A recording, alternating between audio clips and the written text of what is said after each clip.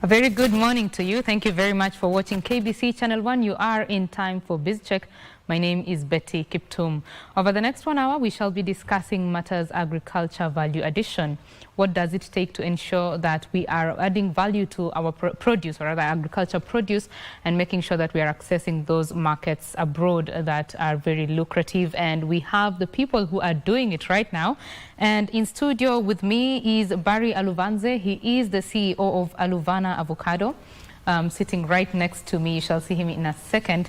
In the middle is Kyle Shooter. He is, did I say that right? He is the CEO of Kusana, as well as Dixon Ayuka, who is the CEO of Belfeeds. Kyle, did I say your name right?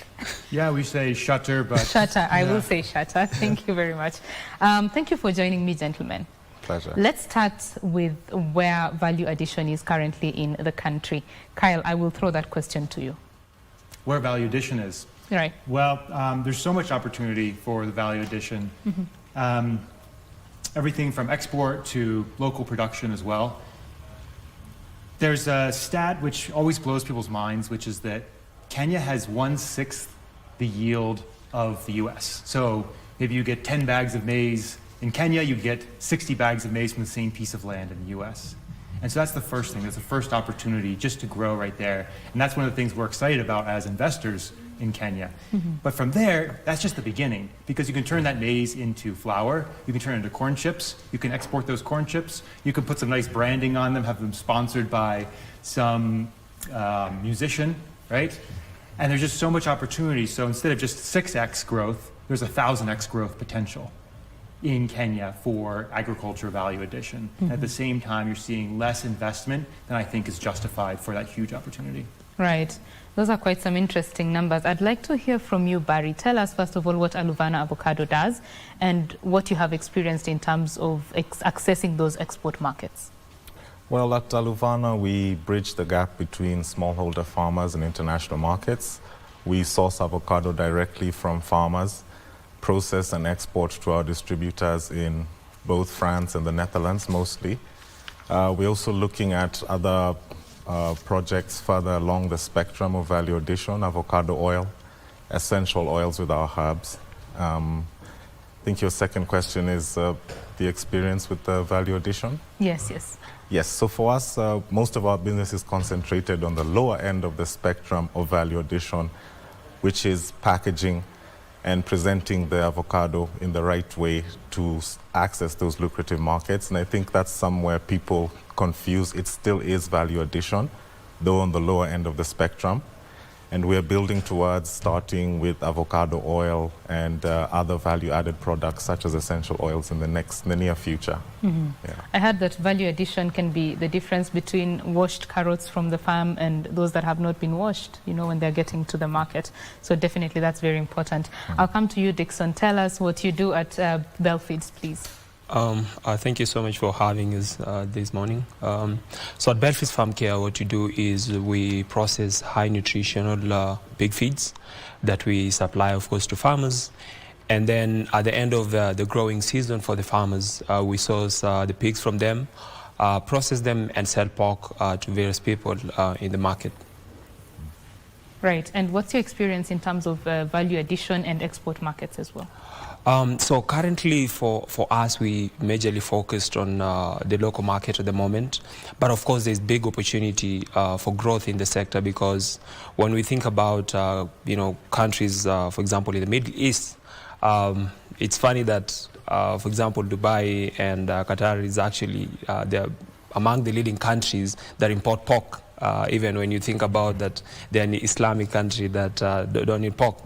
And so as Belfeeds Farm Care, even as we grow, those are the opportunities that we are looking into, and how can we actually be able to tap into that. Yeah. Accessing the export markets is not an easy thing, because there are standards, very stringent standards that have to be met there. We know that there's some produce from Kenya that has been stopped from entering those markets in the past. I would like to hear from you, your experience in terms of meeting those standards. I'll start with you, Barry. Yeah, you're very correct. More than anything, more than the certifications, is the demand for that quality in those foreign markets. So you do have the usual checklist for us in avocado. You need your export license from the Kenyan government. you will need your global gap to access the EU market.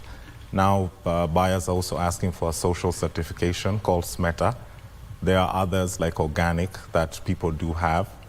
I think also for us in our industry, with the happenings of last year, the Red Sea was closed.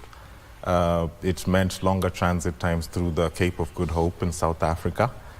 And that caused a real shock in the industry, and even the need to focus even more on these standards and the quality, controlling your supply chain, controlling your logistics. It is challenging, but it is possible.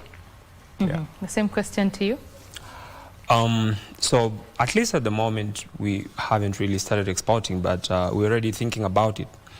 And when I think about the export markets, of course, compliance is one of those big parts that come into it. And my question has really been like, what is being done at the moment, and what actually can be done to assist companies like ourselves and businesses in the agri space to be compliant when it comes to the standards that they need to meet to be able to export. And that is for me the big question that I'm having at the moment. And so looking forward to getting probably some form of assistance when it comes to compliance, like what is it that we can do internally so that we can just get ready when that time comes. Yeah. Right. Kyle, I would like to hear from you your thoughts on standards, please.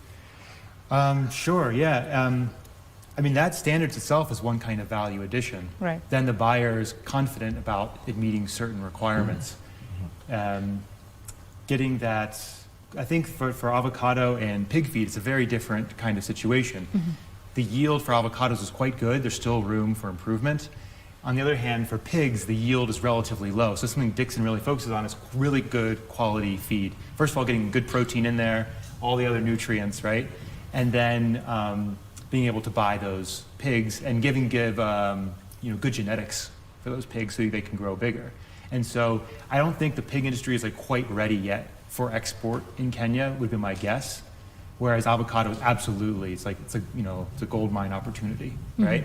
The other thing about value addition is just moving things from A to B is value addition without even washing it. I can't eat a banana in Kisii while I'm in Nairobi.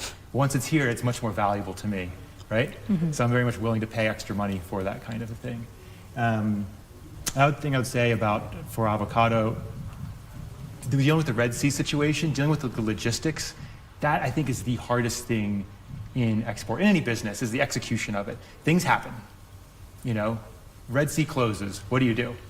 And what kind of changes can you make in the business to make the avocados last instead of it being, I don't know, a 30-day voyage to now a 40-something day voyage? Yeah. Right. I'd like to hear from you, Dixon. Yeah. We know that feed production in Kenya is a very costly affair. And feed in Kenya is very expensive for farmers to access. I would like to hear from you what your experience has been in terms of remaining competitive despite all those challenges. I think that has always been a big discussion on the cost of production, and it's across all the commodities in Kenya. And when you talk about, for example, the feed industry, we majorly depend on byproducts of, for example, wheat and maize, which, form around, 60% of the feed. And unfortunately, as it stands, we are not able even to produce enough within the country, for food consumption in itself. So let alone now move it to feed production. And so we have always had to rely on imports, of maize from other countries such as Uganda, Malawi, and Zambia. And the challenge actually that we're experiencing even at the moment is countries like Zambia have banned the export of maize. And so what we then looking at is at the moment, in the next probably even coming weeks and months, we're even going to see the cost of feeds go up. So when it comes to thinking about how we can actually be able to lower this cost of production is really to get into a massive maize production in the country, massive soybean, because soybean is the major source of protein.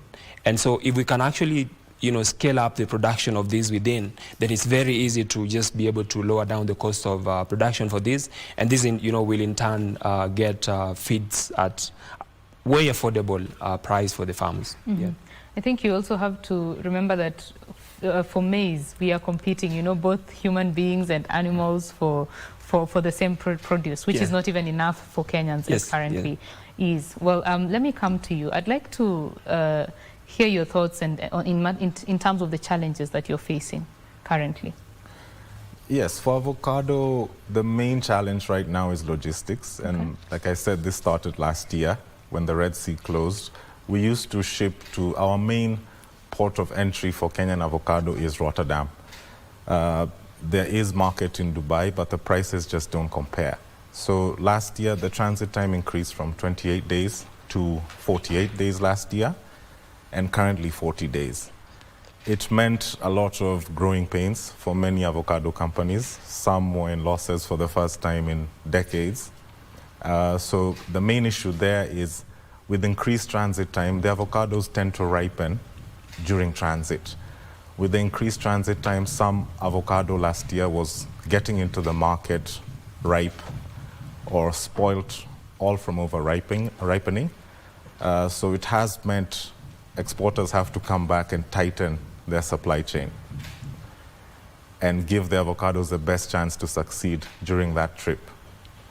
Apart from that, it's the usual farmers. The price of avocado does fluctuate during the course of the season, which can significantly increase your cost of shipping and kick out Kenya from the competitiveness of the market, usually towards the end of the season. Yeah. Right. Kyle, as you listen to these gentlemen, I know that you deal with a lot of startups, especially in the agriculture industry. What is the thing that you would tell founders or people in the startup industry, especially in terms of agriculture, they need to have right to ensure that they're profitable? Is it one thing? Is it a list of things? What would you say? Yeah, it's a good question. So there's really three things. So we run an acceleration fund. We invest in early stage companies. And what we found is there's really three things that are really key, even more important than money, which is what's surprising. And one of those is focus. What is the thing that you can do really well, right? So, you know, me as a founder as well, I have 27 business ideas before I have breakfast in the morning. But if I do all 27, I'm not going to succeed. But if I choose one, like any one of them, I can probably do pretty decently at that. And so think about, for anyone in business, the tendency is to do, oh, I'm doing quail eggs, I'm going to do avocado, you know, all these different things, and you just can't be the best at 27 things. Like, not even Elon Musk has 27 things that he's doing, right? And he's a multi-billionaire. So that's the thing we say. It's like, okay, what's a good bet for your business? Where do you want to be? Where's the opportunity? You know, Barry started looking at a bunch of different things, herbs, chilies, avocado. And until he's got one thing that's working really well, it makes sense to really focus on avocado. Another thing that tends to happen is people build some tech solution. We've seen a number of companies in the market build some tech solution in agriculture, when really that's a cost to the business, and they're not really a tech company. And you've seen these companies, like if you're selling bananas with some tech solution, it's still a banana. You can only sell a banana once. Compare that to, let's say, Microsoft Office. Microsoft builds that one time, they can sell it 1 million times, right? If you have a banana once, the tech doesn't enable you to sell the banana multiple times. And so that's where tech gets kind of confused in this market. So we actually avoid agri-tech. And so some companies approach us and they say, oh, I've got this app to do this logistics thing. Like, well, is it better than Uber? Is it better than you just using a WhatsApp and having someone on the phone just calling, buyers and sellers and whatever? Is there really any value to this app? Because it's just a cost center, not a revenue center in most cases. So that's where I see people going astray. They spend lots of money on the tech. One thing to think about is that the Kenyan market is actually relatively small. It's half the size of San Antonio, Texas. And you're saying, like, what's San Antonio, Texas? Exactly. It's not the biggest city in the US, but imagine going to an investor and saying, hey, I want to build my app just for San Antonio, Texas, just the south side. It wouldn't make sense. The market's just not big enough, and most of the tech opportunities are already taken. Like the Facebook of Kenya is Facebook, the Netflix of Kenya is Netflix, the QuickBooks of Kenya is QuickBooks. So the best ones are taken, and the market's not that big. So really, you can buy lots of different software off the shelf, like Zoho or things like that work really well, or QuickBooks. And that's what we recommend for the companies we work with. Instead of building your own tech, see what you can buy for just a few thousand shillings a month. Right. I'd like to hear from you, Barry. He talked about focus and, deciding exactly what you want to deal in. If you could just tell us your story, how you got to decide I'm doing avocado. Okay. And where did it start even? Yes, I was lucky enough to study international business and management at the University of Manchester in the UK. I graduated in 2018. I immediately came back and thought, how am I going to do international business? A bit of research led me to avocado, which is not our highest revenue earner in Kenya, but very easy to, no barriers of entry compared to tea and coffee, and also a very high growth market, both for the business and the industry itself.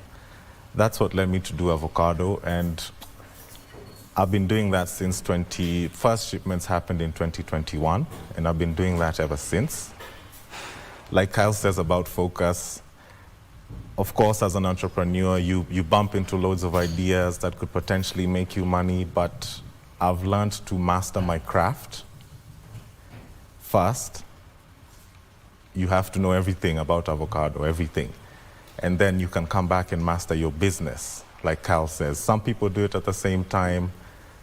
We joined Kusana, and that's really what Kusana helped us do, master your business, accounting, legal, operations.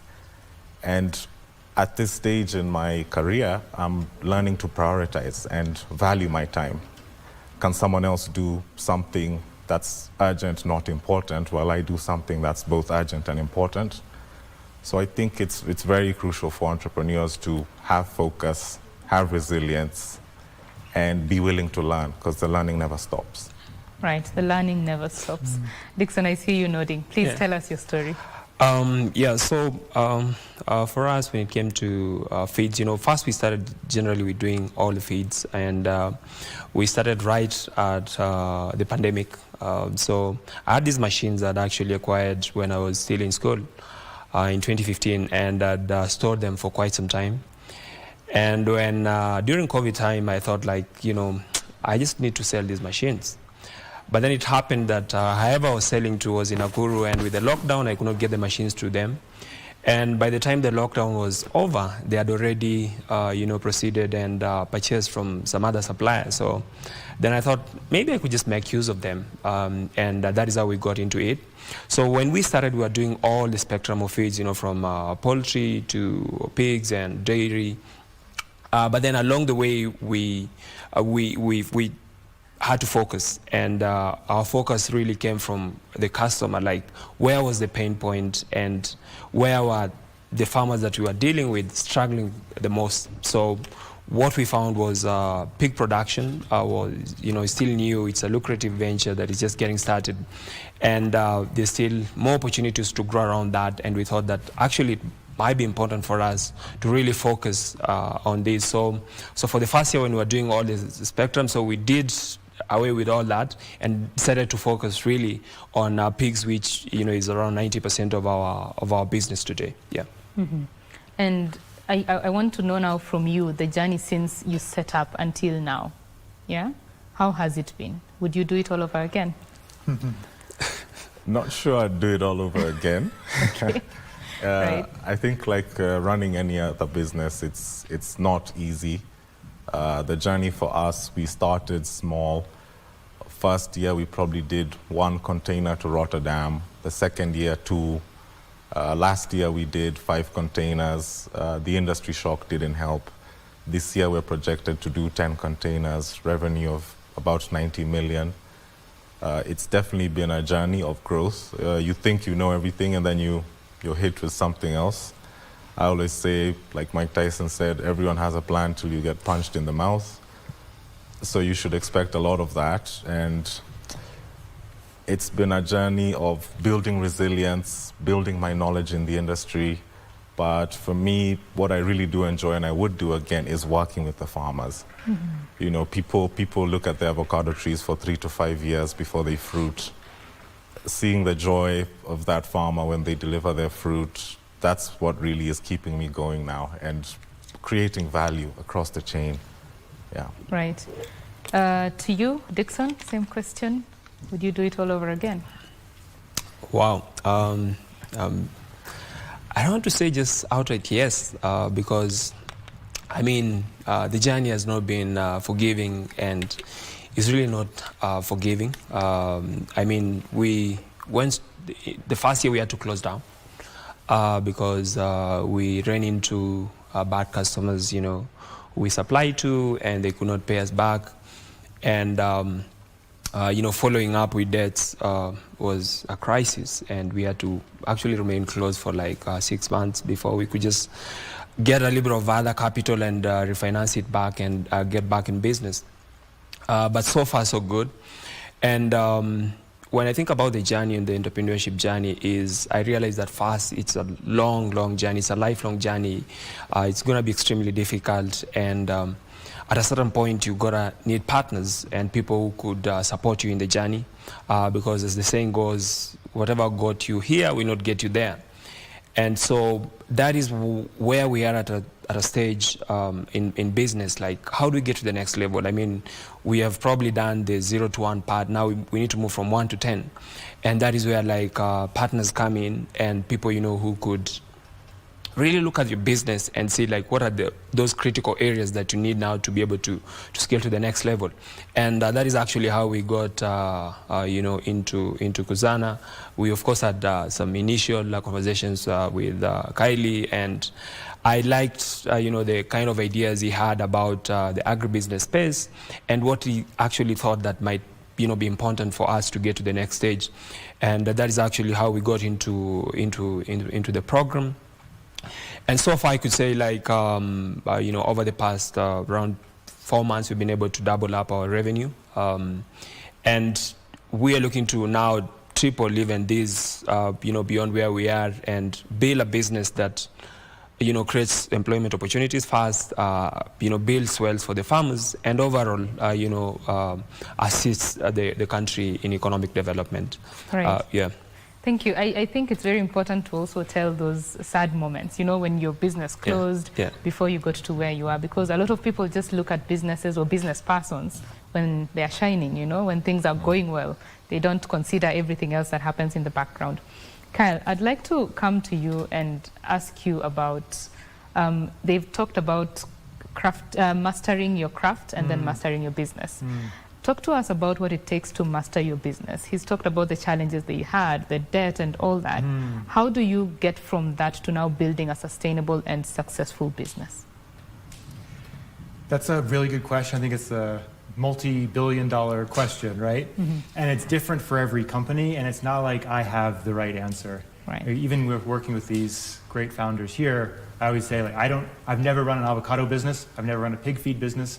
I've never run a business that's doing more than, let's say, $500,000 a year in revenue. So I'm here to learn just as much, and we can be, you know, mirrors for each other and help each other improve. What does it take to, I mean, the one is like just believing. There's a thousand things, right? To have a sustainable business. I can maybe say, so in my experience, I came to Kenya in 2011, and I had a biogas business. That was the first one. And we installed something like 500 reactors for farmers, you know, gas for cooking. They were super happy. It was amazing. It was magical. This cow dung they had on their farm, they were able to use for cooking, and they thought that was really cool. The problem was it never made money. You know, we never made a profit in 5 years. And my next business was a Thai restaurant, and I was pretty dejected, actually. I started that business accidentally, completely. And I just had gone to Thailand. I cooked for some friends. They're like, can you do this? Can you do that? Pretty soon I was cooking every day. And we made money the first month. It was profitable the first month. So I realized it wasn't that I was a bad entrepreneur. I just didn't know how to go after that particular opportunity, and this one actually made a lot more sense. So one thing to think about as an entrepreneur is what's the right opportunity for you? What's the, you know, right founder market fit? And then what else can I add to that? So yeah, so that worked much better. But then we ended up closing down. The landlord's like, oh, they canceled the lease because I forgot to get a long-term lease. It was a month-by-month lease, and they turned it into a car lot. And so I went back to the States, and my investors got no money back. And for like, I want to say 2 years, I had my tail between my legs for sure, right?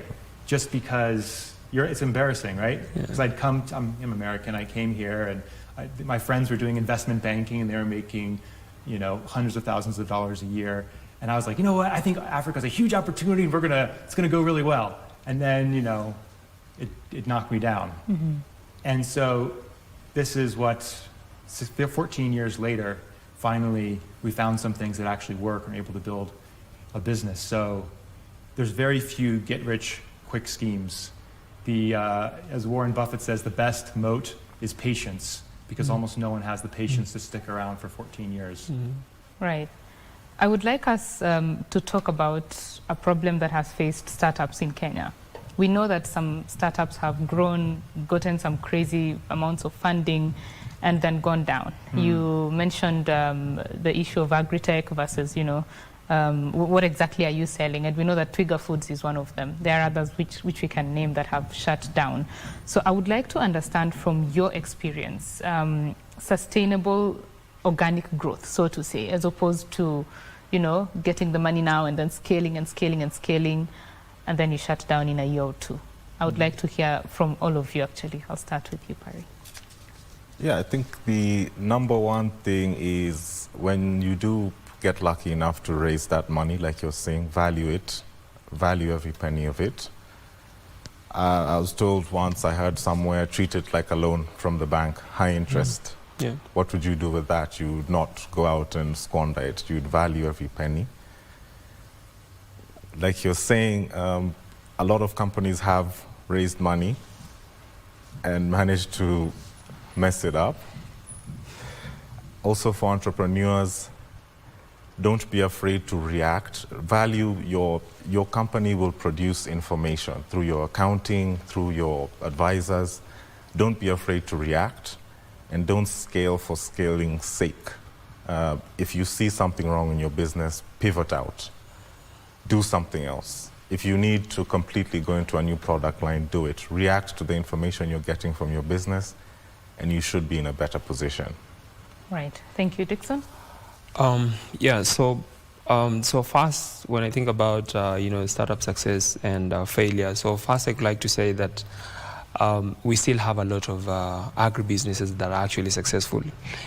When you think about companies like EABL, when you think about Bitco, those are all agro-processing companies. Right. Kakuzi, those are agro-processing companies, and these are multi-billion revenue generating companies that are creating opportunities. So when I think about now the failure part of it, I think first is to just understand the business model and be honest and truthful to yourself even when you're running a business, because eventually you definitely know if something is working or not working. And you also need to be able to communicate that directly, to your investors and tell them that, look, initially we had this great idea that we thought this could work, but along the way we have found that actually it's not working.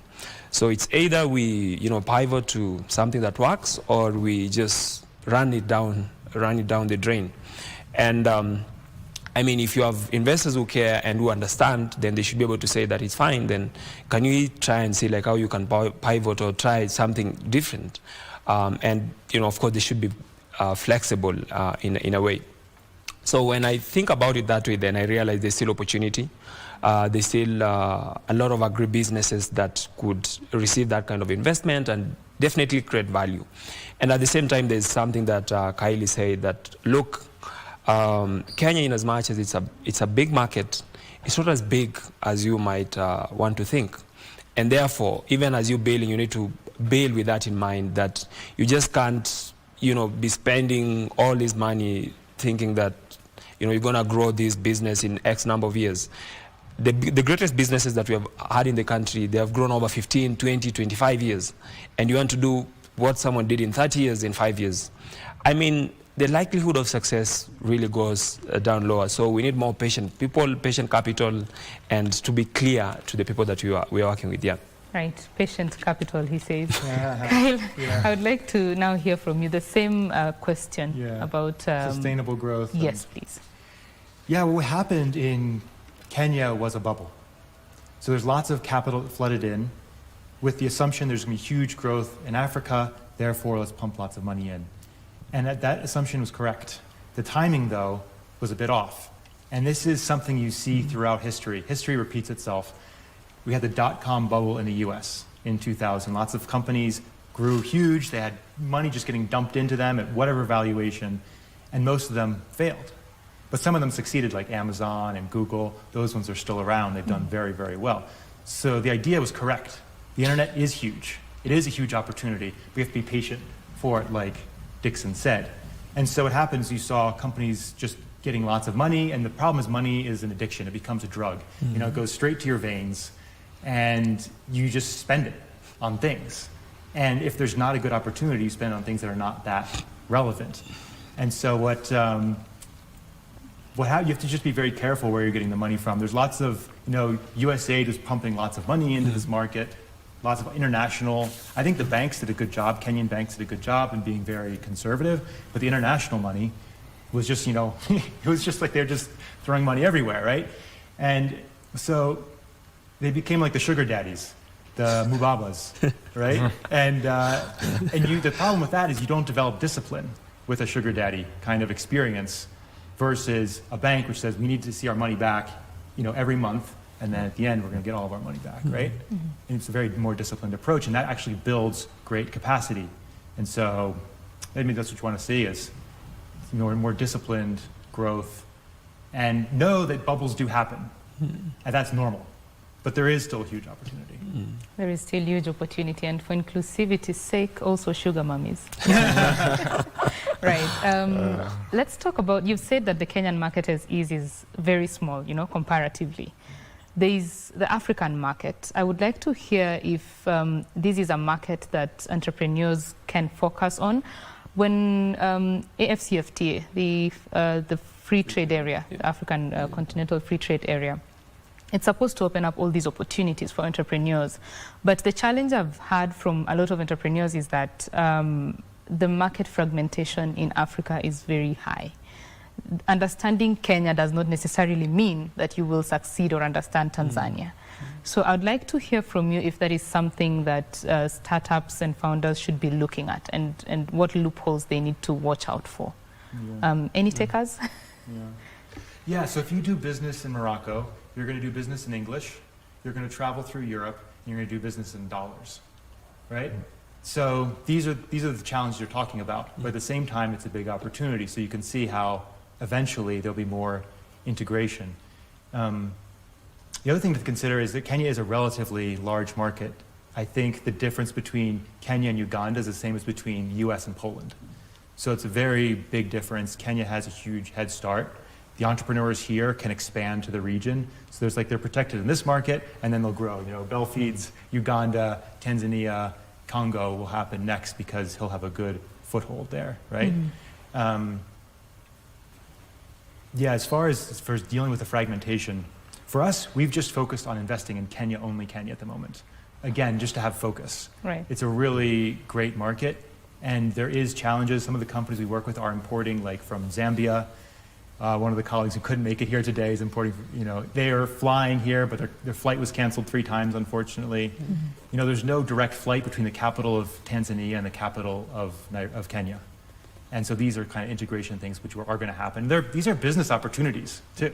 Right, the challenges are definitely opportunities. Yeah, and there's different, very interesting models I've seen of doing barter trade. So you send your Bidco oil to Zambia, you sell in local currency, you buy soybeans there in local currency, you bring it back.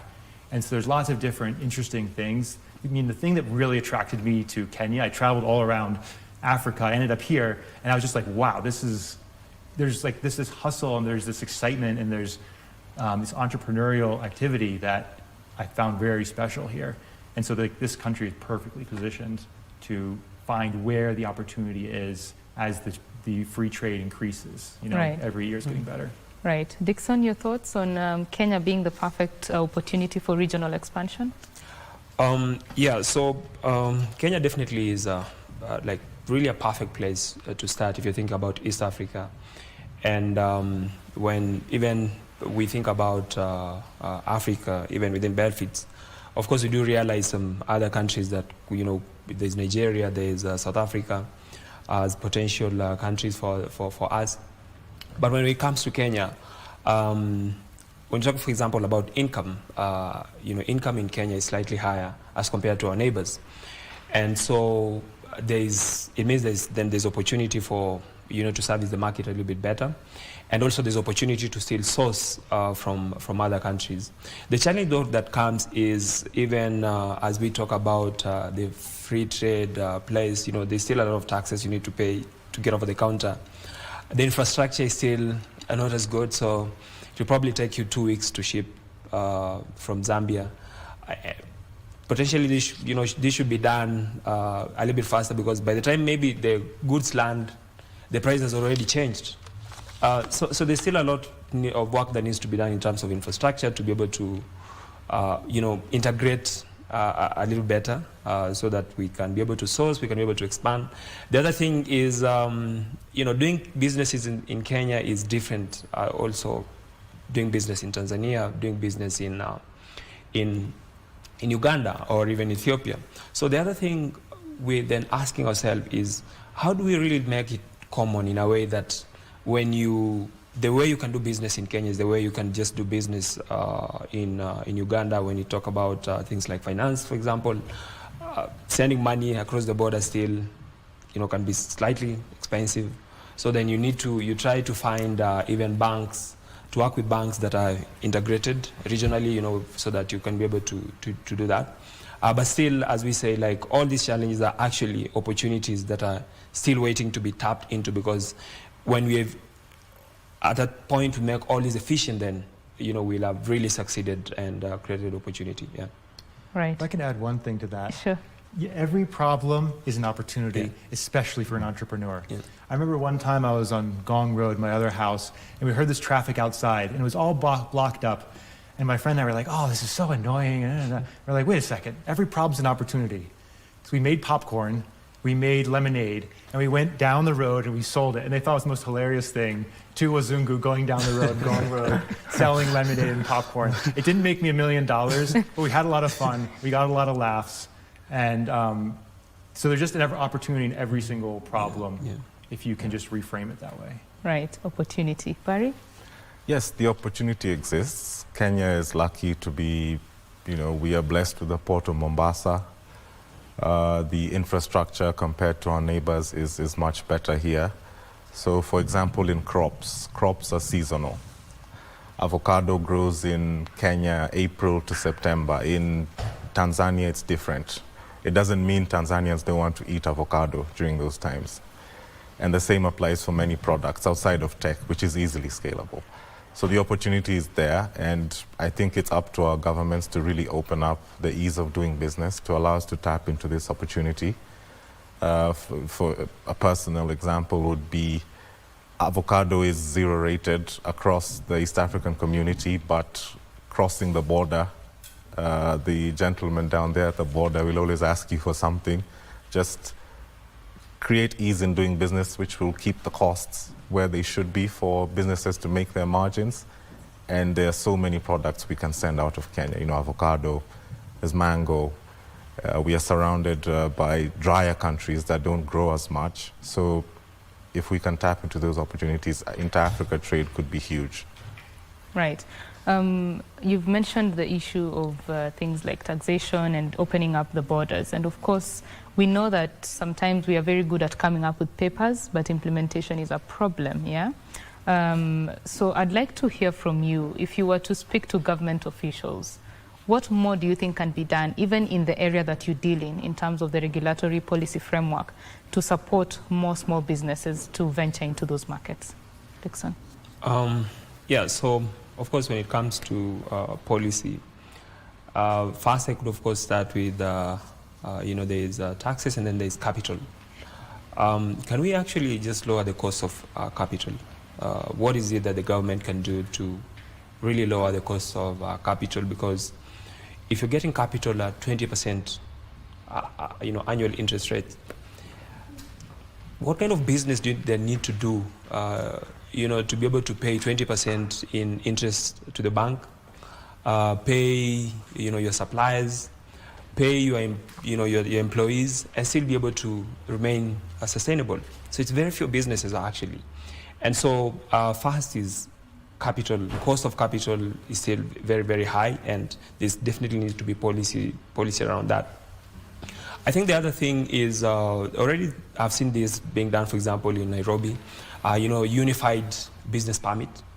That I think was long overdue because initially, we had to have, I don't know, like 5 or 6 different licenses to operate.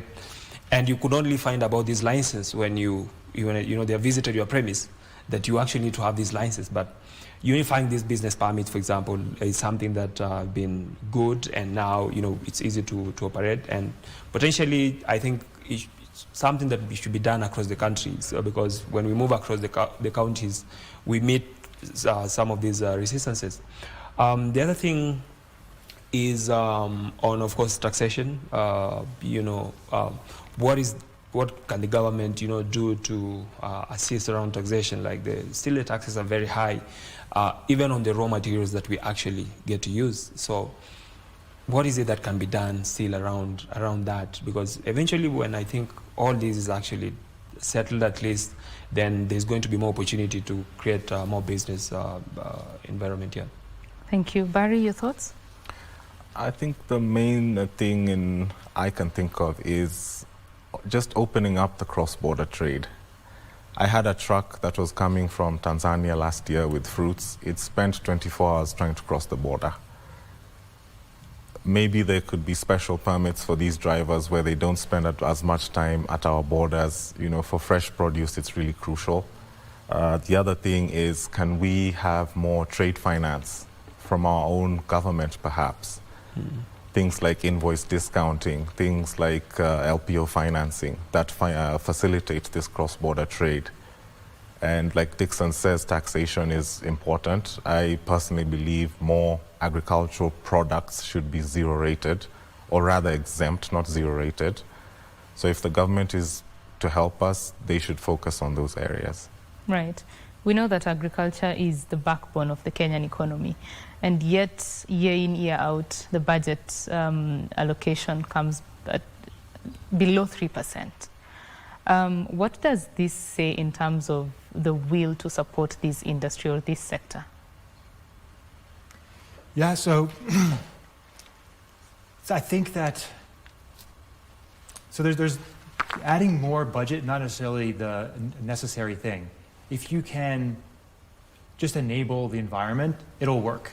And so you've seen some industries be deregulated, like pyrethrum, and then new companies would sprout up to make it work and are very efficient. And there's actually not that much budget required. Maybe I'd like to say some of the good things I see the government doing as well. As an entrepreneur, the best thing is if there's no taxes. The next best thing is if the taxes are evenly and equally applied. And increasingly, we're seeing that be the case. Because if it's not equally applied, then it's only the people doing illegal business who are the ones who are able to compete. But now, once it's equally applied, then everyone's a level playing field for everyone. I think the government's doing a really good job of just, making sure that everyone, the same rules apply to everyone. So I think that's really good. Yeah, I think that I can leave it at that. Right. Barry, you work with a lot of farmers. Tell us, first of all, how you do it. Is it contract farming, or do you just go randomly to farms to source your produce? No, we contract farmers directly. We found over time that it creates a better outcome for quality. We don't just do that. We try and create ecosystems of growth for our farmers. We have agronomists that work with them year-round, working on the best practices. We also provide organic inputs to them on credit for our most trusted farmers, and then they can come back and we can come back and deduct that from their harvest. And this is an idea that farmers are loving. We're also introducing them to spraying via drones, but only for larger farms. So we try and do more than the average company, and we try and form a real partnership with the farmers. Eventually, we are working on a program similar to Kakuzi that would give the farmers a profit share in our profits. So for us, we do more, and we love it. We love it. Right. So for these farmers that you have worked with, you can also chime in on this, Dixon. We know that there's not been a lot of support from the public sector, the government, in terms of extension services and all the other access to other things. So and that cost is now transferred to like the companies such as yours or the farmers themselves, right? Are those some of the things that can be taken over by the government so that it eases the costs on your side? For sure, government can do more, less even to ease the cost. It's impossible for us to cover all of the farmers in Kenya, even if the biggest exporters came together, but our government has that capacity. County governments maybe can do that. The farmers really do, they are resilient because despite all of this, you can see what they do. They're pushing a significant portion of our economy. So I think any small help for them will make a really big difference. Yeah. Right. Dixon? Yeah, so when I think about, extension services is, I think growing up, grew up in a community of smallholder farmers. And I could recall, agricultural extension officers actually visiting our farm, visiting my parents to just see what's going on in the farm, providing some form of advisory. But over time, that really has changed. And as it stands, actually, I think in the country at the moment, there's a ratio of 1 to 5,000 or 10,000, something like that. So it's very difficult for farmers to be able to access those extension services. And so when now it comes to private companies like ourselves, then we definitely we struggle with that. And so there's a cost aspect. For example, even internally, we have veterinary officers, and these are extension officers, paid fully by the company. And the goal is to assist the farmers that we work with to do just the right thing in the farm. You see, potentially this is something that, the county governments and national government could have easily taken. And my thinking around it is, I think there's something that the government, I think, is trying to do at the moment, organizing farmers, bringing them together. Potentially that could help, because then if you build communities of farmers together who are doing a common thing, then it's really easy to be able to provide these services to them at a cost-effective level and deliver services to them. And yeah, so maybe there's still more to be done around organization and extension services for the farmers. Yeah. Yes, I'd please, add one Kyle. thing to that, Yeah. which is something very special that Bell Feeds does. There's a new technology which enables you to communicate with people across the world almost for free and instantaneously, called social media. Yeah. And that potential is for people like Barry and Dixon. And in fact, for Bell Feeds, the majority of their sales come from social media. And you're like, wow, how does someone sell pig feed on social media and buy pork? And yet it's happening, right? And so this is going to transform across the country, across the ecosystem. But they can train people much more efficiently. There's even a show, Shamba Shape Up. They did a nice job of basically agricultural extension at a very low cost to sensitize farmers. Now each individual company can now do that same extension work in WhatsApp groups. Dixon has dozens of Facebook groups for pig farmers specifically, that then they can help those farmers in Maranga, what do you need for this kind of thing, right? And so even the government isn't even needed as much for these kinds of things as this new technology has come in. So it's a really interesting time, and we don't even know how huge this can be. Like I said, we're at like 1/6 the yield of where we could be. Yeah. And so there's just a huge gap that things like social media can help with. I could add to that. It's very interesting because in other countries you see they've gone to digitizing the extension services.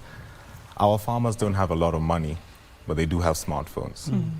These extension services could all be done online now. You could have a call in with an agronomist. There's scanning. You could scan your crop and a system can tell you what's wrong.